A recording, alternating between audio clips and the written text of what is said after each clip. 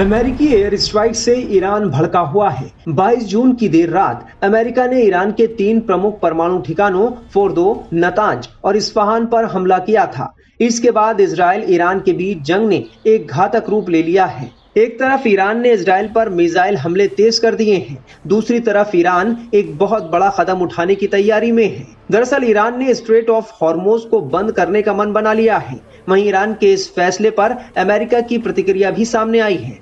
America के विदेश मंत्री मार्को रूबियो ने कहा है कि ईरान का हॉर्मुज जल डमरू मध्य बंद करने का फैसला बड़े नुकसान की वजह बनेगा। रूबियो ने ईरानी संसद के हॉर्मुज जल डमरू मध्य को बंद करने की मंजूरी देने से जुड़ी रिपोर्ट पर प्रतिक्रिया व्यक्त करते हुए इसे आर्थिक आत्महत्या बताया। उन्होंने चीन से भी ईरान को ऐसा करने से रोकने को कहा है। अमेरिकी हवाई हमलों के जवाब में ईरान की संसद ने हॉर्मुज जल डमरू मध्य को बंद करने का प्रस्ताव पास किया है। अब ये प्रस्ताव सुरक्षा संस्था के पास भेजा जाएगा। इसके बाद ईरान जल डमरू मध्य पर हमले करते हुए बंद कर सकता है। एक न्यूज चैनल के कार्यक्रम में मार्को रूबियो ने ईरान के हॉर्मुज जल डमरू मध्य को बंद करने से जुड़ी खबरों पर जवाब दिया। रूबियो ने कहा कि वो चीनी सरकार से कहेंगे कि वो ईरान को ऐसा ना करने के लिए मनाए, क्योंकि वो अपने तेल के लिए हॉर्मुज जल डमरू मध्य पर बहुत निर्भर है। उन्होंने कहा कि ईरान का ये फैसला भयानक गलती और आर्थिक आत्महत्या जैसा होगा। रूबियो ने चेतावनी दी कि जल डमरू मध्य को बंद करने से संघर्ष बढ़ेगा, क्योंकि अमेरिका और बाकी देश इस पर प्रतिक्रिया देंगे।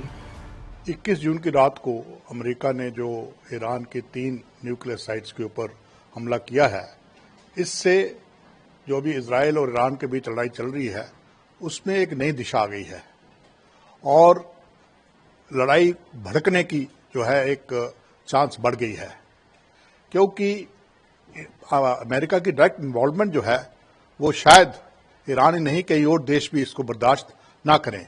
जैसे हाल ही में यमन ने तो अनाउंस भी कर दिया है कि वो भी ईरान के साथ इस लड़ाई में हिस्सा लेगा। तो इससे आगे क्या हो सकता है? अब आगे देखिए, सबसे पहली बात तो ये है कि क्या अमेरिका कंटिन्यू करेगा या सिर्फ इस बॉम्बिंग के बाद बंद कर देगा। दूसरा, जो ईरान के मित्र देश हैं वो इस लड़ाई में आएंगे डायरेक्टली या इनडायरेक्टली। तीसरा, ये लड़ाई और कितना लंबी देर तक चलती है। चौथा, अमेरिका के जो ठिकाने हैं, मिलिट्री ठिकाने हैं मिडल ईस्ट और यूरोप में, उनके ऊपर इसका क्या असर पड़ेगा।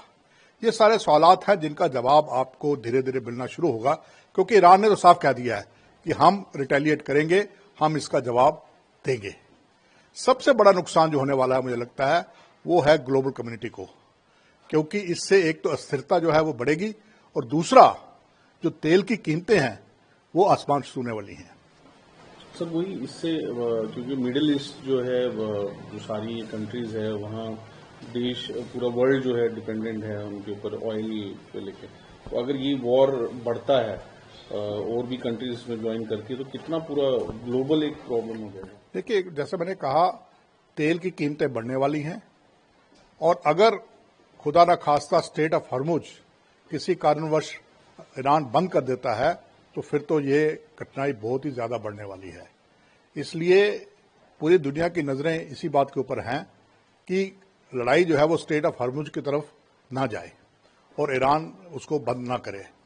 तो ये एक बड़ी बड़ी मुसीबत बढ़ने वाली है पूरी दुनिया के लिए, खासकर उन देशों के लिए जैसे भारत जैसे देश है जो कि अपना ऑयल इंपोर्ट करते हैं।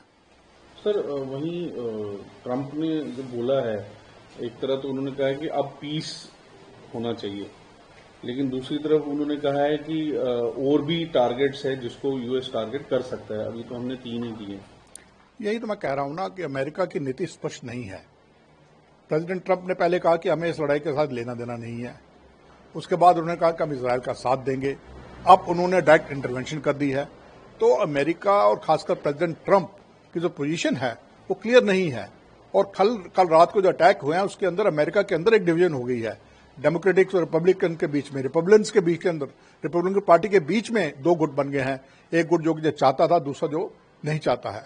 तो इस तरह से अमेरिकन पॉलिटिक्स के अंदर भी और अमेरिका की जो पॉलिसी है उसके ऊपर भी क्वेश्चन मार्क है। ईरान की ओर से स्ट्रेट ऑफ हॉर्मुज को बंद करने से कहीं ना कहीं पूरी दुनिया की मुश्किलें बढ़ सकती हैं। हॉर्मुज जल डमरू मध्य खाड़ी देशों से कच्चे तेल और गैस के परिवहन के लिए बेहद अहम है। इस जल डमरू मध्य से हर दिन लगभग 20 मिलियन बैरल तेल और तेल उत्पादों की खेप गुजरती है।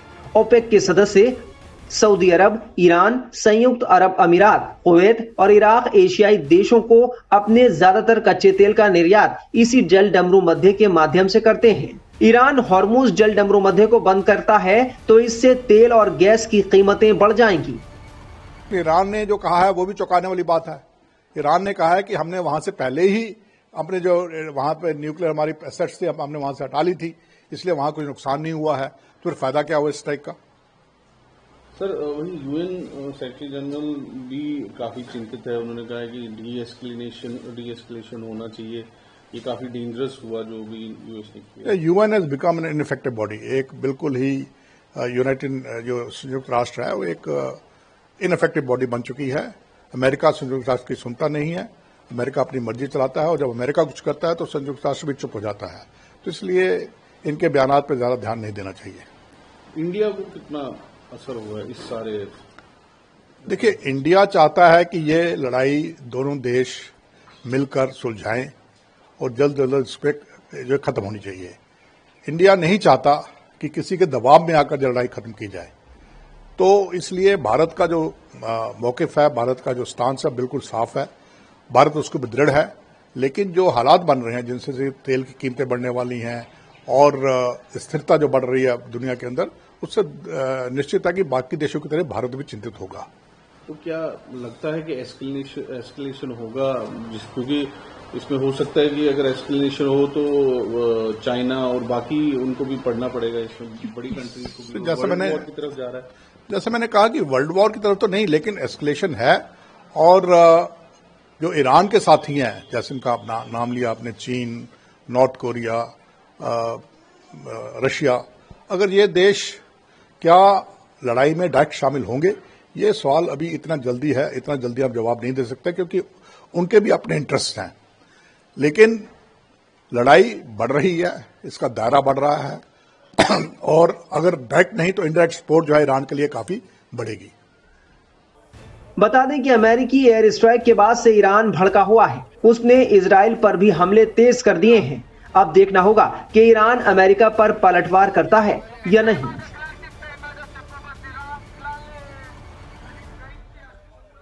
अमेरिका की इस पूरे युद्ध में एंट्री ने इस पूरे युद्ध के स्वरूप को और भी बड़ा कर दिया है।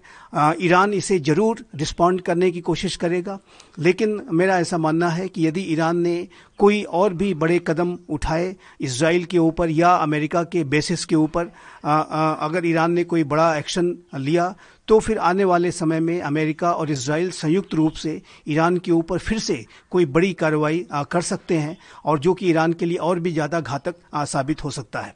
चाइना और रशिया क्या रोल होगा इस पूरे सिनेरियो में? देखिए, चाइना और रशिया ने ईरान और इजराइल के बीच में चल रहे युद्ध के संदर्भ में इजराइल के की आलोचना की थी और ईरान के प्रति अपनी सहानुभूति और अपना सपोर्ट दिखाया था।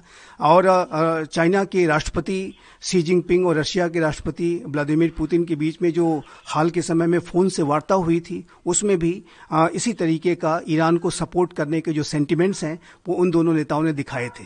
लेकिन मेरा ऐसा मानना है कि चाहे वो रशिया हो या चाइना हो, वो दोनों इस पूरे युद्ध में कोई डायरेक्ट इंटरवीन करने से बचेंगे। दोनों ही राष्ट्रों की तरफ से, चाइना और रशिया की तरफ से जो बयान आए हैं उसमें डी एस्केलेशन को करने की बात कही गई है, शांति को स्थापित करने की बात कही गई है। और इन दोनों राष्ट्रों के बयानों से ऐसा बिल्कुल भी प्रतीत नहीं होता कि वो किसी तरीके का डायरेक्ट इंटरवेंशन इस पूरे इजराइल, ईरान और अब यूएस भी इसमें शामिल हो गया है तो उसमें करने की मंशा वो रखते हैं।